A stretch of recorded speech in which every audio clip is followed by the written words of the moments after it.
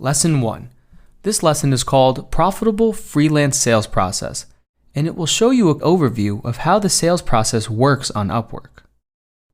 The reason this lesson is important is because when you approach something such as sales or freelancing without a process, it's like trying to navigate a maze without a map. You might start out and think you're going in the right direction, but then before you know it, you hit a dead end. And I'm talking from experience because I've been on the Upwork platform for years now, and when I first started out, I had little to no success until I started to put into action everything I teach in this academy.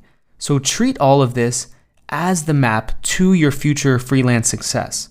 You can't just enter the freelance world without a plan and without a sales process. So that is what we will be covering, and that is why this lesson is so important to your future success. The first step of the sales process all begins with you conducting a search on the Upwork platform. That is where you go. You can create customized searches, which I will show you in future lessons. And from there, what you do is you find the right jobs that are the best fit for you.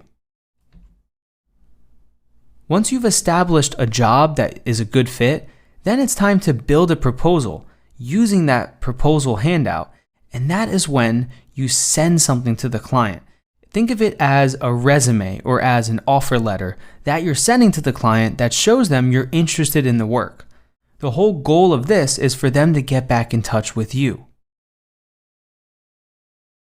If you did it right and you built the proposal with the right format and you grab their attention, then the client will get back in touch with you. From there, the next step is getting the client on a sales call or an online demonstration. Your number one goal here is to schedule that appointment and get them on the phone. Even if it's just a phone call, or better yet, if you're using Google Hangouts, you can also do a screen share to show them your screen. But the whole point of this is that you're separating yourself from the pack. You're getting the client on a phone where number one, you can qualify them, and number two, you can really set yourself apart by leaving a lasting impression on the client. After a successful sales call or demo, then it's time to put together a quote and send that to the client. From there, that's when you close the deal. So you don't want to think of this as a client gets in touch with you and you get on a call and immediately you start working. That is not how most freelance sales occur. What happens is the client will speak to a wide number of freelancers. So by you sending them a quote after the sales demo, it allows you to build their memory of you in their head, because then they have something in writing.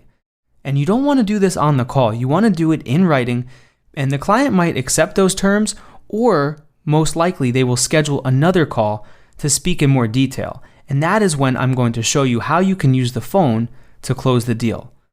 So those are the 4 steps in the profitable freelance sales process. And now let's go over some of the biggest mistakes that I see freelancers make in this process so you can avoid them and save time on your journey. The first freelance mistake that I see really often in the sales process is people applying and sending proposals out to bad jobs. Just because they want to make some money and they think it's a good idea, when you reach out to the wrong type of projects, you're not only jeopardizing yourself because you might get a bad review or you might have a bad experience with the client on the platform, but you're also sacrificing that opportunity cost. And what that means is with any decision you make, you're also giving up something else because you're doing something instead of something else. So for example, if you're reaching out to bad jobs, that is time you could be spending reaching out to the right clients and the right jobs. So just think about it like this when you're tempted to send proposals out to jobs that aren't good. Focus on only cherry picking the best opportunities for you. Then copy and pasting proposals is a surefire way to not have success on any freelance platform. People need to know that you're talking directly to them, and you need to make everything you do tailored towards whoever you're speaking to.